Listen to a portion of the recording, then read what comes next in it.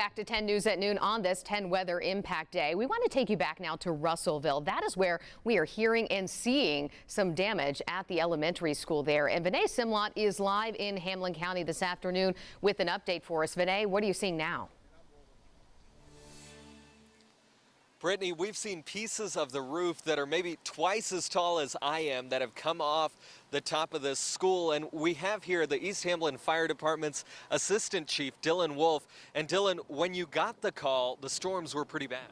Yeah, when we were actually hopping in the truck, you couldn't see to get in the truck. The wind and the hail was coming down pretty significantly bad. It was pretty hard to drive through that to get here, even though our station's just a mile down the road.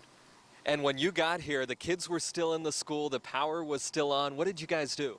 So the kids were actually in the locker rooms in the gym area, and some of the kids were in the library. The 4th and 5th grade, thankfully, were at Dollywood today on a field trip. There was significant water coming in through the 3rd grade area, and the roofs were starting to come down. So we were directed to the breaker box, and we killed the power to the whole building. And then how do you think these kids were able to avoid getting injured?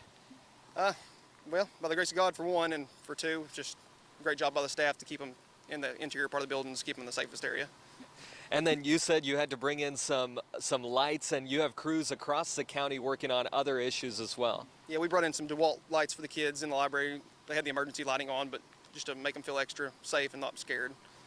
And we've talked about there are other homes in this area in Hamlin County that have storm damaged trees that have fallen through the homes. There's been a lot of damage from that first round of winds, and Brittany, they're preparing for another round of storms that are coming through.